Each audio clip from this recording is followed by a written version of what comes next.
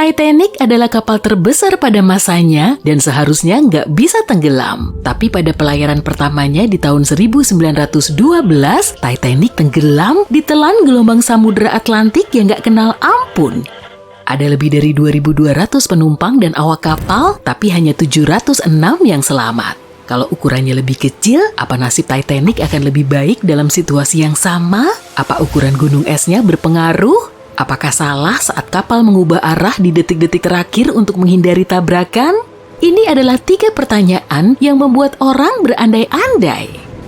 Kita tahu kalau Titanic dianggap keajaiban teknik pada masanya. Dirancang oleh Thomas Andrews untuk perusahaan perkapalan Inggris White Star Line, kapal ini memiliki panjang lebih dari 270 meter dan tinggi 53 meter.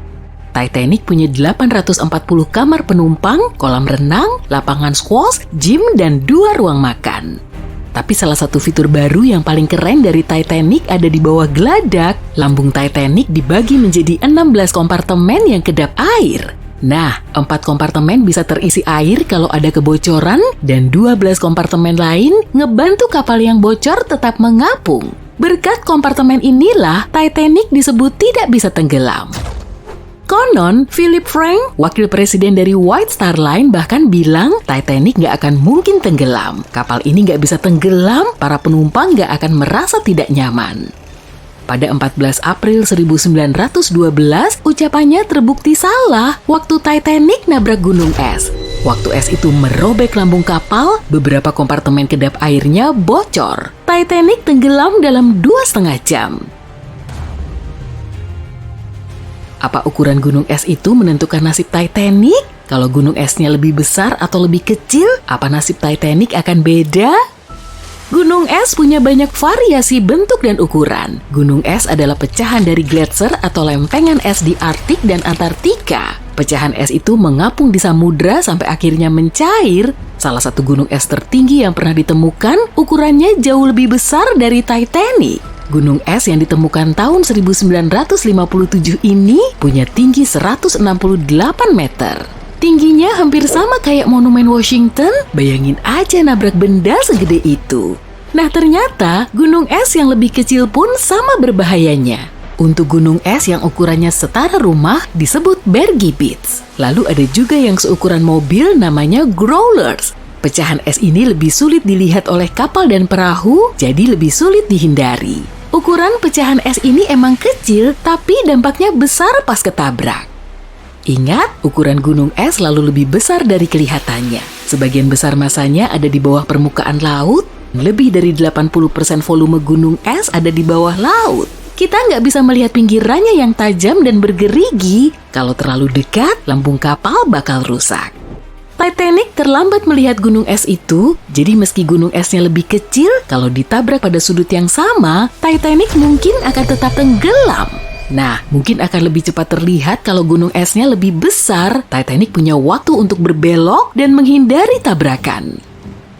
Tapi selamat dari satu gunung es itu nggak menjamin Titanic akan aman. Kapal itu berlayar di jalur berbahaya Atlantik bernama Iceberg Alley, lokasinya 402 km di timur dan tenggara Newfoundland, Kanada. Di balik satu gunung es, mungkin ada gunung es lain dan ada lagi di belakangnya. Jadi awak kapal harus sangat hati-hati untuk menghindari beberapa kemungkinan tabrakan, bukan cuma satu. Kapal lebih kecil mungkin lebih cocok untuk berlayar di sana. Ukuran Titanic jelas sulit dikendalikan. Bahkan waktu baru mau keluar dari dermaga di Southampton, Titanic hampir nabrak kapal lebih kecil, yakni SS New York, jaraknya cuma 600 meter. Kapal uap raksasa ini dibuat bukan untuk bermanuver cepat di wilayah sempit. Kapal seukuran itu butuh waktu dan ruang untuk mengubah arah. Kalau masalah kapal melawan gunung es, ukuran kapal nggak selalu penting. Islander adalah kapal uap yang dirancang untuk berlayar di Inside Passage, Alaska. Pada musim panas 1901, kapal itu nabrak gunung es dan melubangi bagian depan atau haluan kapal. Kapalnya nggak langsung tenggelam dan awak kapal mencoba untuk mengarahkannya ke tempat aman. Akhirnya, bagian haluan tenggelam dan buritannya terangkat dari air. Gak lama kemudian, kapal itu tenggelam. Dari 168 penumpang dan awak kapal, 128 selamat, dan emas senilai $3 juta hilang. Islander punya lambung sepanjang 73 meter. Ukurannya hampir seperempat Titanic, dan ternyata ukuran kecil nggak ngebantu mencegah tabrakan sama gunung es. Lalu ada Hans Hedthoff pada tahun 1959. Kapal ini disebut Titanic kecil atau Titanic dari Denmark dan dijuluki kapal paling aman. Panjangnya 83 meter, kapal ini ditumpangi 95 orang. Kurang lebih kayak Titanic, Hans Hedthoff dirancang khusus untuk mengatasi sebagian besar tantangan dalam pelayaran di laut. Selain bagian dasar baja gandanya, kapal ini juga memiliki haluan lapis baja dan 7 kompartemen kedap air. Mana mungkin kapal kayak gitu bisa tenggelam? Bisa aja sih, dan memang tenggelam. Pada pelayaran pertamanya saat kembali ke Copenhagen, kapal itu mengalami masalah. Pada 30 Januari, kapal itu menabrak gunung es. Sinyal SOS dikirim, tapi waktu Johannes Krause datang, kapal itu nggak ditemukan. Satu-satunya bukti keberadaan kapal itu adalah pelampung yang terdampar di Islandia 9 bulan kemudian. Nah, berarti ukuran kapal lebih kecil nggak berpengaruh. Ukuran kecil nggak menjamin Titanic berlayar dengan aman pada tahun 1912. Pertanyaan terakhir adalah keputusan di detik-detik terakhir waktu gunung es itu terlihat dan tanda bahaya dibunyikan. Pertama, Titanic bisa nyoba berhenti sepenuhnya, tapi ini bukan pilihan karena kapal itu butuh 800 meter untuk berhenti. Dan jarak gunung es itu cuma 274 meter. Kedua, Titanic bisa aja berusaha menghindari gunung es dengan membanting kemudi. Kaptennya sudah memerintahkan itu, tapi upaya itu gagal dan malah melukai lambung kapal. Pilihan terakhir, menabrak gunung es dengan bagian depan kapal. Apa hasilnya akan beda? Jawabannya, mungkin ada yang berpikir kalau tabrakan muka dengan muka akan menyelamatkan Titanic. Jadi tabrakan itu cuma akan merusak bagian depan kapal. Nah, gunung es itu nggak akan merobek lambung dan bikin bocor banyak kompartemen kedap air, paling cuma 4 yang bocor. Artinya, kompartemen lain bisa bikin Titanic tetap mengapung. Kapal ini mungkin nggak bisa berlayar lagi, tapi nggak akan tenggelam sampai bantuan datang. Ini bisa ngasih cukup waktu sampai kapal seperti Carpathia datang ke lokasi kecelakaan dan menyelamatkan orang-orang. Salah satu perancang Titanic, Edward Wilding, mengatakan hal yang sama saat dimintai keterangan.